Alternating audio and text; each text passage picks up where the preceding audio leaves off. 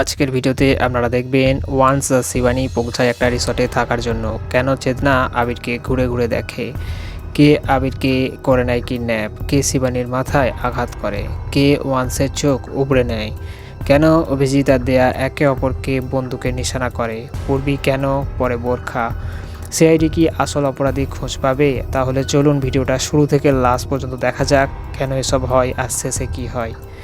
শিবানী আবির once পৌঁছায় একটা রিসর্টে থাকার জন্য। ওখানে দেখাশোনা করার জন্য মাথিয়া আর চেতনার সাথে দেখা হয়। চেতনা খুবই বড়ই অদ্ভুত ছিল। চেতনা যখন খাবার পরিবেশন করছিল সে আবিরকে আর চোখে দেখছিল। এটা দেখে ওয়ান্স রেগে যায়।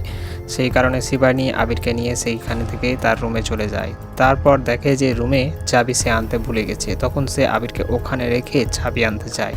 তারপর দুজন যখন ফিরে আসে তখন দেখে ওখানে আবির নেই। চেতনা ওখানে একটা চকলেট কুড়িয়ে পায়। তখন সে বলে যে আবিরকে কাঞ্চাওয়ালা তুলে নিয়ে গেছে। ওর পর চেতনা কাঞ্চাওয়ালাকে দেখে ফেলে আর ওয়ান্সকে সেটা বলে। ওয়ান্স তখন তার পিছু নিতে থাকে। অন্যদিকে শিবানী একা থাকায় শিবানীর মাথায় কেউ আঘাত করে আর সে অজ্ঞান হয়ে যায়। পরের দিন সিআইডি এসে যায়।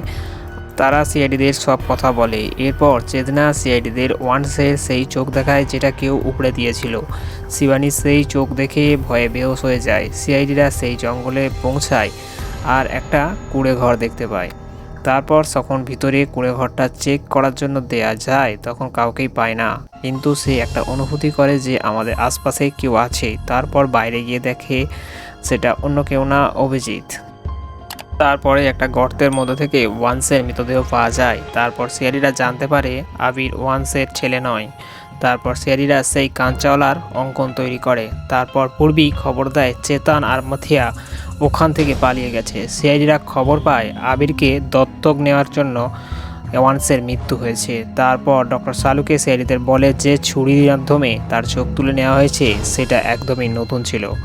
পরে জানতে পারে যে ওয়ান্স যেখানে কাজ করতো সেখানে ছুরি বানানো হতো। কিন্তু তারপর সিআইডি আবার জানতে পারে আবিরকে শিবানী আর ওয়ান্স দত্তক নেয়নি, বরঞ্চ কোর্টে আপিল করেছিল দত্তক নেওয়ার জন্য। এমনকি সিআইডি জানতে পারে আবির একজন কোটিপতি ব্যক্তির ছেলে। তারপর সিআইডিরা শিবানীর বাড়িতে যায়। সেখানে গিয়ে দেখে শিবানী নেই। শিবানীর ফোনে যখন কিডন্যাপাররা ফোন আসে তখন পূর্বী শিবানীর গলায় কথা বলে আর 5 কোটি টাকা নিয়ে তাকে একটা জায়গায় যেতে বলে।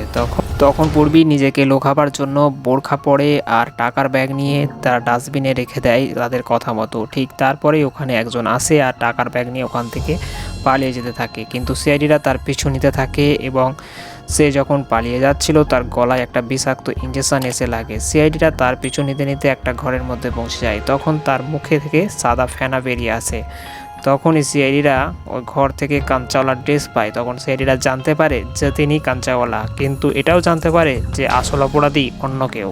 তারপর সিআইডি সেই সমস্ত লোকেদের বিউরোতে ডেকে আনে আর তাদের সমস্ত ঘটনা শোনায়। তখন আসল খুনি সামনে চলে আসে আর সেটা অন্য কেউ ছিল না, ছিল রতন।